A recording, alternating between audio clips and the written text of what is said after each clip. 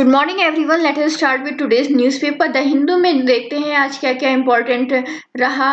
Who does Galwan valley belong to, ये topic important है और इस टॉपिक को समझने के लिए पहले थोड़ा सा जो है इस मैप को हम लोग ओपन कर लें और फिर समझते हैं इस टॉपिक को। ओके, देखिए जो चाइना जो है इस वैली पे क्लेम जो है कब से करना शुरू कर दिया और एलएसी की क्या पोजीशन है, ये बेसिकली इस टॉपिक में कवर्ड है। एंड देखा जाए तो 1962 में जो है चाइना ने इस पे क्लेम वगैरह करने की कोशिश की थी और उसके बाद से कोई क्लैश देखने को नहीं मिला है। तो लास्ट टाइम जो क्लैश हुआ था यहाँ पे 1962 के आसपास हुआ था और अभी रिसेंटली जो है लगभग कुछ दिन पहले ही क्लैश देखने को मिला दोनों इस रीजन पर। और देखिए जो गलवान जो रिवर है, ओके, ये रिवर गलवान है और इसका सोर्स पॉइंट देखा जाए तो अस्काई चीन है। ये अस्काई चीन हो गया, तो यहाँ पे इसका सोर्स पॉइंट है on the China side of LAC. अब जो है जो गलवान वैली है, ये गलवान वैली है, ये देखिए यहाँ पे ये साइट ऑफ क्लैश है, गलवान वैली है यहाँ पे। तो गलवान वैली कहाँ पे ऐसा पोजीशन पे लाई कर रही है जो इतना रेलिवेंस होल्ड कर रही है दोनों कंट्रीज के बीच में। देखो गलवान वैली के वेस्ट में क्या है, लद्दाख हो गया, और लद्दाख किसके अंडर में आता है, ये इंडिया के अंदर में आता है। इसके ईस्ट में क्या हो गया, अक्साई चीन हो गया। अक्साई चीन किसके अंडर में आ रहा है, अक्साई चीन is controlled by China. Okay, अब वैली मतलब क्या है, देखो हर जगह तो माउंटेन्स है पर ये एक वैली है। वैली का मतलब क्या होता है, अगर आप ज्योग्राफी में आपने देखा होगा तो वो एरिया जहाँ पे सेटलमेंट हो सकता है जो कि कंपैरेटिवली प्लेन है। ओके, और जो वहाँ पे इजिली वाटर एसेसिबल है। सो ये जो होता है वैली होता है। और थोड़ा सा आगे समझते हैं और देखते हैं कि इस मैप के थ्रू कि देखो जो श्योक रिवर है उसके अगर हम जो है ईस्ट में देखें तो वो क्या है, डीएसडीबीओ रोड है। ये श्योक रिवर हो गई, ये डीएसडीबीओ रोड हो गई। ओके, अब इसके हम ईस्ट में देखेंगे तो क्या पड़ेगी, यहाँ पे जिंगजियांग तिब्बत रोड पड़ेगी जो कि एक हाईवे है और इजिली जो है वहां से चाइना पास में पड़ जाता है। अब जो है 1956 में क्या हुआ था कि जो है जो एनलाई के टाइम में गलवान वैली जो है वो इंडिया के उसमें थी। ठीक है, अब 1962 में चाइना ने क्लेम करना शुरू करा, लेकिन western tip of the river उसने क्लेम नहीं किया था। अब क्या है, अब western tip of the river भी चाइना क्लेम करना चाहता है अपने अंडर में, जिससे कि वो डीएसडीबीओ रोड के पास तक पहुंच सके। ओके, अब टेरिटोरियल क्लेम और एलएसी में काफी बार जो है हम लोग कहते हैं ना, बात करते समय हम कभी कभार टेरिटोरियल क्लेम वर्ड यूज कर लेते हैं और कभी कभार हम एलएसी यूज कर लेते हैं। तो इस चीज का बहुत ध्यान रखना है कि डिफरेंस क्या है दोनों में। देखो एलएसी का मतलब क्या होता है कि जो है वो टेरिटरी जिस पर आपका इफेक्टिव कंट्रोल हो। ठीक है, कैसे कंट्रोल हो, इफेक्टिव हो ऑफ ईच साइड, दोनों ही साइड का एलएसी पर इफेक्टिव कंट्रोल है। जैसे कि देखा जाए कि इंडिया का टेरिटोरियल क्लेम लगभग यहाँ पे 38,000 किलोमीटर तक है। Okay, on the other side of LAC, जैसे कि अस्काई चीन पूरा इंडिया में आता है, तो ये इंडिया का टेरिटोरियल क्लेम है। ओके, बट जो है एलएसी माने इंडिया को अपने आप को कंट्रोल में कहाँ तक रखना है, यहाँ पे एलएसी के पार नहीं जाना है। ओके, एलएसी का कभी भी अगर देखा जाए तो डिमार्केशन नहीं हुआ है कि एलएसी कहाँ से कहाँ पास हो रही है, ये चीज क्लियरली डिफाइंड मैप पे नहीं है। तो उससे क्या होता है कि बहुत ज्यादा कंफ्यूजन से बना रहता है। बॉर्डर पीस ट्रीटी एग्रीमेंट भी जिसको बोलते हैं बाप टर्म, ये साइन हुआ था, कब हुआ था, 1993 में हुआ था। हाँ, तो बोथ कंट्रीज ने स्ट्रिक्टली ऑब्जर्व करा कि एलएसी को हम उस पर ध्यान रखेंगे, एलएसी को नहीं करेंगे। ओके, बट हुआ क्या कि after certain period of time हमेशा हमने देखते आ रहे हैं कि एलएसी पे को जो दरकिनार कर दिया जाता है और जो है क्लैशेस देखने को मिलते हैं। ओके, सो ये टॉपिक था। अब आगे बढ़ते हैं और राज्यसभा इलेक्शंस हो रहे हैं, जैसे कि हम लोगों ने पढ़ा भी होगा।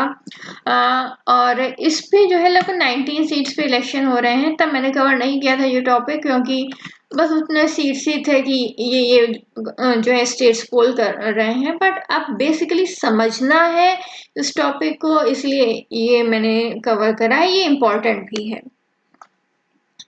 अब देखो, राज्यसभा है, ये अपर हाउस है ऑफ द पार्लियामेंट, और यहाँ पे जो है वोट कौन कर सकता है? Can you vote in the Rajya Sabha election? Of course not. Voting वो कर सकते हैं जो कि स्टेट लेजिस्लेटिव असेंबली के इलेक्टेड मेंबर्स होंगे। Okay, only elected members of the state legislative assembly वही वोट कर सकते हैं राज्यसभा के इलेक्शन में।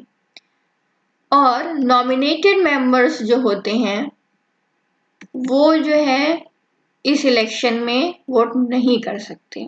ओके, एवरी 2 ईयर जो है इलेक्शन जो है होता है, और ये लोग लगभग 6 इयर्स का टर्म, जो भी इलेक्टेड पर्सन होता है वो 6 इयर्स का टर्म जो है वो एंजॉय करता है। और राज्यसभा जो है ये एक परमानेंट चैम्बर है, कभी भी ये डिसॉल्व नहीं होता है। ओके, अनलाइक लोकसभा जो हर बार जो है 5 साल का टर्म मैक्सिमम एंजॉय कर सकती है। अब देखो, जैसे कि ये एक राज्यसभा है, ओके, यहाँ पे मेंबर्स बैठे हुए हैं, और इसमें एवरी थर्ड मेंबर जो होगा वो रिटायर कर जाता है from each state once in 2 years. ठीक है, हर 2 साल में ये थर्ड मेंबर जो है हर स्टेट का वो जो है रिटायर कर जाएगा। अब वैकेंसीज कैसे क्रिएट होंगी? वैकेंसी या तो फिर वो रिजाइन हो जाए, एकदम से कर दे, या फिर वो मेंबर डिस्क्वालीफाई हो जाए। तो जब वैकेंसी क्रिएट होगी तो जो है तब बाई इलेक्शन होगा। अब बाई इलेक्शन होने पे जो लोग इलेक्ट होके आएंगे वो जो है 6 ईयर का टर्म एंजॉय नहीं करेंगे। वो कितना एंजॉय करेंगे? वो रिमाइंडर जितना रह गया था, जितनी वैकेंसी क्रिएट होने पे हो सकता है कि 3 इयर्स का ही टर्म रह गया हो उस पर्सन का, तो रिमाइंडर ऑफ द टर्म वो जो है एंजॉय करेंगे। ओके, अब वोटिंग होती किस तरीके से ये समझते हैं। देखो, वोटिंग जो है सिंगल ट्रांसफरेबल वोट से होती है वोटिंग, एंड टू जिससे कि होएगा क्या कि मेजॉरिटी वाला जो रूल जो है वो वहां पे खत्म हो जाएगा। अगर सिंगल ट्रांसफरेबल वोट नहीं करेंगे तो ज्यादातर जो है जो रूलिंग पार्टी है और वो उसकी बहुत ज्यादा स्ट्रेंथ है, तो हमेशा उसी के मेंबर्स जो है चुन चुन के जो है राज्यसभा में बैठने लग जाएंगे। अब देखो, जैसे कि जो है ये चैम्बर है, ये एमपीज हैं, ठीक है, ये ब्लॉक ऑफ एमपी है, can elect member of the choice, जितने भी उनको रिक्विजिट मेंबर्स चाहिए वो अपना आराम से वो इलेक्ट कर सकते हैं। और इस इलेक्शन में कौन सी लेजिस्लेटिव असेंबली के हो गए इलेक्टेड मेंबर्स हो गए, ठीक है, साथ ही साथ जो है यूनियन टेरिटरी, कौन सी यूनियन टेरिटरी? दिल्ली और पुडुचेरी के जो इलेक्टेड मेंबर्स हैं वो भी राज्यसभा के पोल्स में पार्ट ले सकते हैं। ओके, इलेक्शन जो है कैसे होता है? व्हेन नंबर ऑफ कैंडिडेट्स जो है, जैसे वैकेंसी जो है आपके पास कम है, ओके, लगभग समझ लें 100 है, पर आपके पास कैंडिडेट 300 है, तब जाके जो है इलेक्शन होगा। और डिफिकल्ट भी नहीं होता है कि एसेस करना कि जो है रूलिंग या अपोजिशन की कितनी सीट्स मिलेंगी। ओके, अगर देखा जाए तो अगर 4 सीट्स हैं, ठीक है, 4 सीट्स की वैकेंसी क्रिएट हुई है, तो इसमें 2/3 पार्ट जो है कैसे रूलिंग को चला जाता है, और 1/3 पार्ट जो है ये अपोजिशन मेंबर को पार्टी को चला जाता है। अब इसका मतलब क्या है? लगभग जो है 3 सीट्स जो हैं वो रूलिंग पार्टी के उसमें जाएगी, और 1 सीट जो है अपोजिशन पार्टी के उसमें आएगी। ओके, अब इसी 4 सीट के इलेक्शन को लेके चलते हैं और 180 एमएलए जो है वोट करेंगे, तब कैसे जो है सीट का डिफरेंस, कैसे सीट्स मिलेंगी। ओके, ये समझ लेते हैं।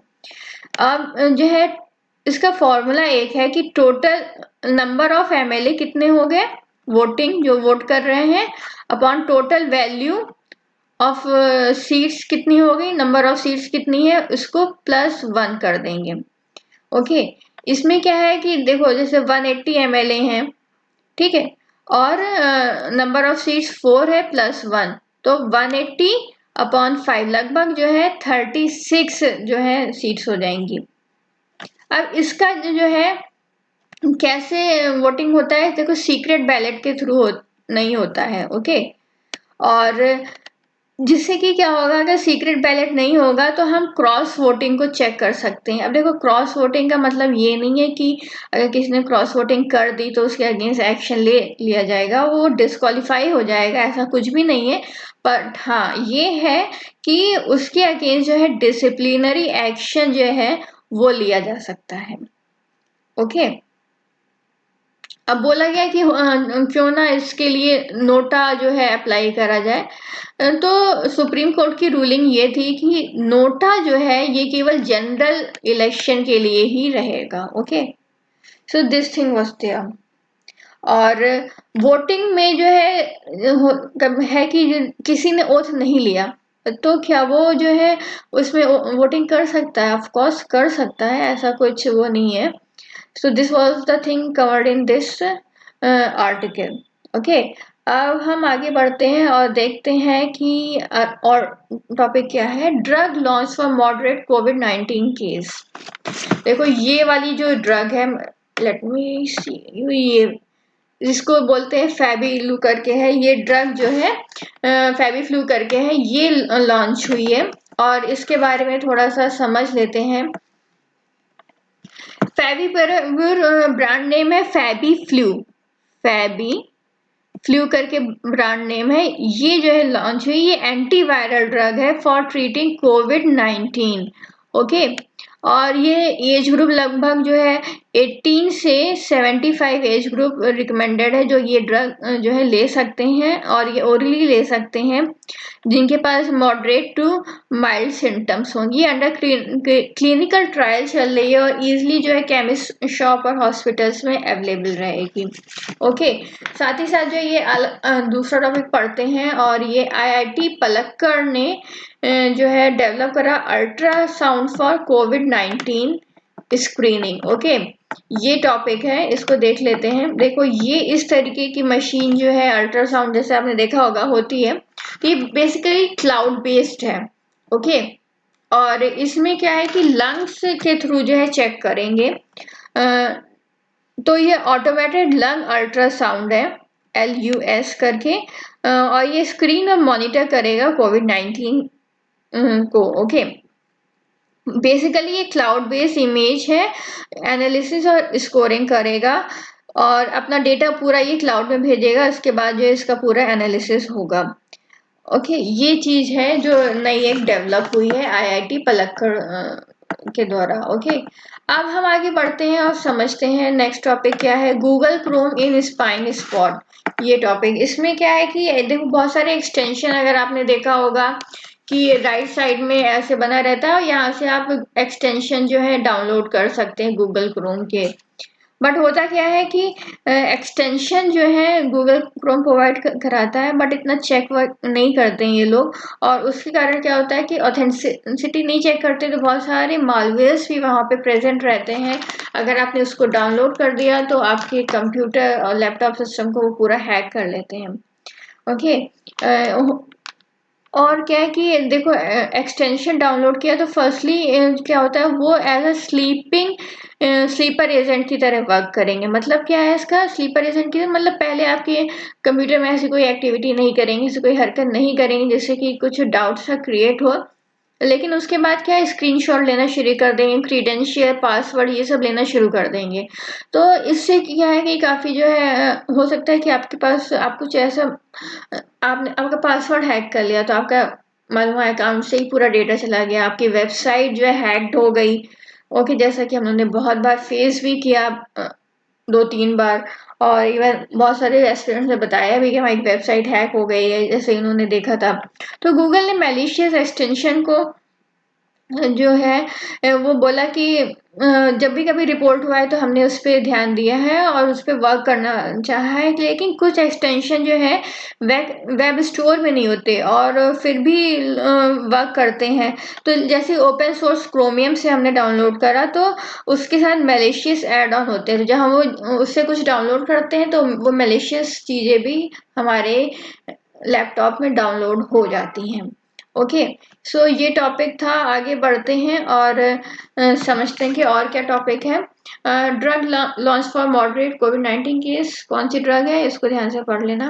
ओके, इंडियन एक्सप्रेस में बस एक ही टॉपिक है, इससे ज़्यादा आपको पढ़ना नहीं है। Make village shine now, PM eight launch for of job scheme for the poor. PM ने जो है गरीब कल्याण रोजगार अभियान, कौन सा, गरीब कल्याण रोजगार अभियान, ये जो है लॉन्च करा है। एंड ये स्किल बेस्ड एम्प्लॉयमेंट है बेसिकली, और जो भी माइग्रेंट वर्कर्स हैं उनके लिए है। ओके, 125 डे का वर्क प्लान लेके चलें कि इतने दिन का तो प्रोवाइड कराएंगे ही।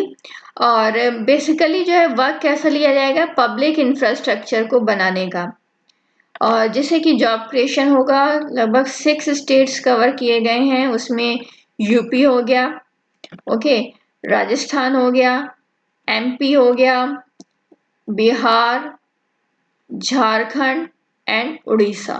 ओके, सो ये स्टेट्स कवर हैं इस स्कीम में। एंड आज का बस इतना ही है, इससे ज़्यादा आपको नहीं पढ़ना है। Thank you and thank you for watching. Please like and share the video.